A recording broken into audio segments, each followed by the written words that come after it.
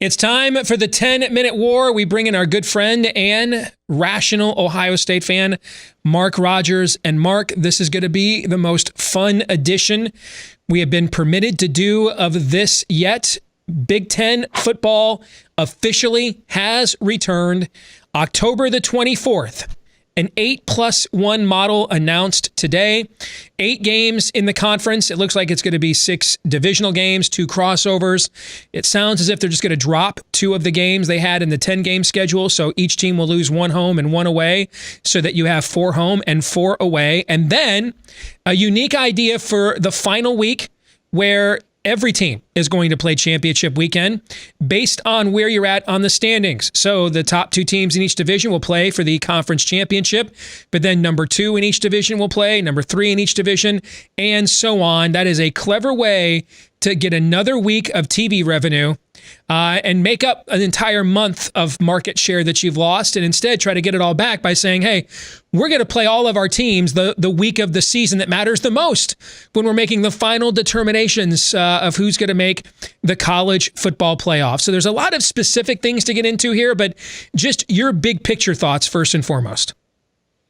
Oh, happy day, as some like to say, Steve. We got Big Ten football in whatever way, shape, or form that will receive it, and hopefully it plays out in which the schedule is going to be played near full capacity so we can have a college football playoff contender come from the Big Ten and a true champion. So I'm ecstatic. I'm ecstatic because I had not completely lost hope, but it did not look good a couple weeks ago without some intervention. And let's give some credit to the American way, just the American way of people organizing, being unified, raising a ruckus, fighting against the elitists, and winning. Completely agree. I mean, other than some, advances in testing, those were going down shortly after the Big Ten made its announcement. The Pac-12 announced its own rapid-fire antigen testing program, I think well over 2 weeks ago now. So, I mean, they could have made this decision to go back on whatever that was on August 11th.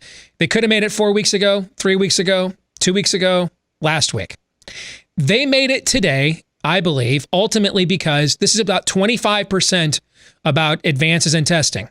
And 75% politically, they just had an untenable position they could no longer defend. They had an unprecedented revolt amongst their own coaches, amongst their fans, amongst the families of players, the players themselves. And then, I mean, I don't know what you were hearing and seeing, but there were several people I know in the Big Ten footprint that weren't sure it was safe to play or anything, but on Saturday, when they tuned in and watched Notre Dame play, were texting me and were like, what in the hell are we doing here? Okay, I mean, how can Notre Dame play? All right, and we can't play.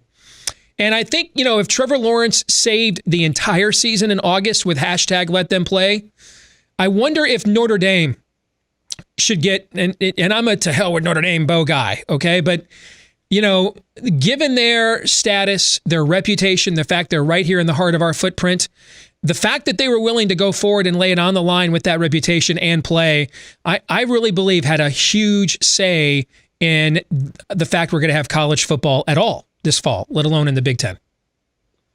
Steve, we've had conversations the last few weeks about whether the Big Ten could play catch up and all would be forgiven.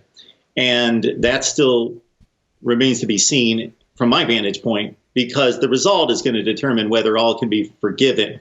No wiggle room in the schedule. They have boxed themselves in. So it's great that they finally came to a conclusion. I like what they did in regards to what you just outlined in this final hour. They made the most of the opportunity. I'm going to say that they made the most, and I'm impressed with the final decision, with the scheduling, that they made the most with this opportunity. But they've blown it for weeks and weeks and weeks, and now they boxed themselves into a situation in which they don't have flexibility with the schedule. We've already seen, I'm counting up 4 games canceled out of roughly 20 to 25 games in weeks 1 and 2 already. So there is that 10 or 15% chance that games are going to be canceled any given game. So they've got no flexibility. How is a Big Ten team going to be judged against its competition, meaning a Big Ten champion or contender at 7-0 versus an 11-0, or a 6-1 versus a 10-1 from another conference. So they position themselves to have a strike against their champion or any contending teams for that one reason right there, just less games. So also their best teams are weaker today than they would have been weeks ago. And we're looking at Ohio State first and foremost, but we can go through the contenders. Wyatt Davis, one of the best guards in the conference from Ohio State. Shaun Wade, one of the best players in the country from Ohio State. Now, those guys are opting back in. Those guys are opting back in. I'm sorry, I did not see that. So now, they're Pat Fryermuth is opting back in at Penn State. There's a lot of rumors today that Micah Parsons is going to opt in. Honestly, Michigan is the team that's substantially weaker. And I can tell you that it's going to lose even more players. Nico Collins has not been at the school in at least 3 weeks. Dylan McCaffrey has lost the quarterback job to Joe Milton. And it's not a surprise. The guy who loses the job typically transfers or opts out.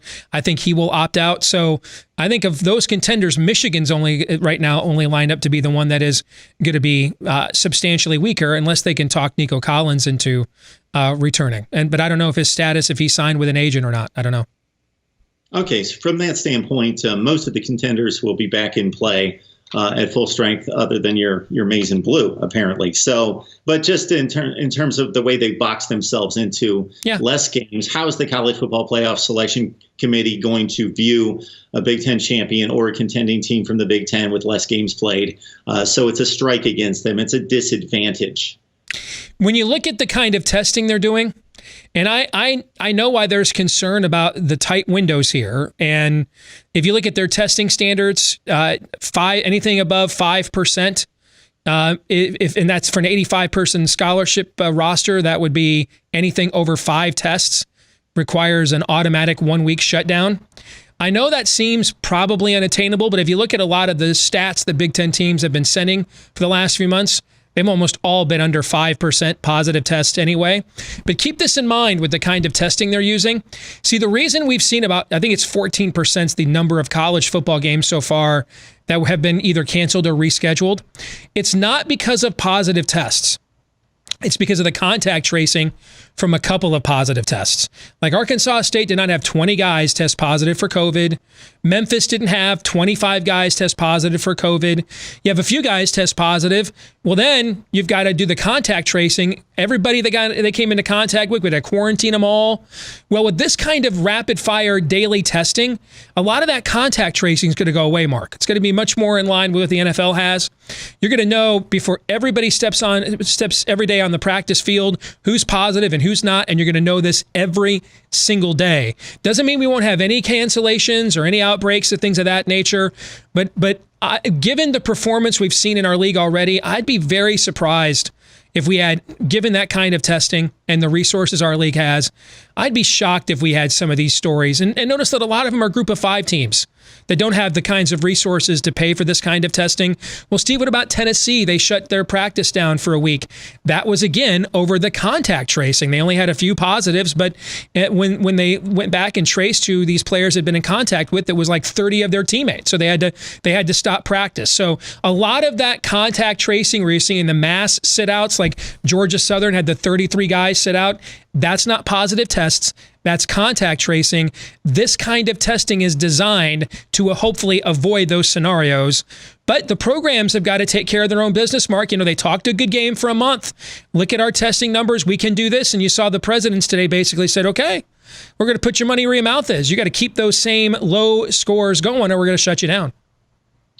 I'm having issue with the positivity rate of the population being taken so seriously. And I understand the theory involved, the obvious connection there, but I just haven't necessarily seen it play out elsewhere. But I've not unraveled the layers of information that maybe they have, that there's a direct connection. The connection in theory is obvious, but I just don't.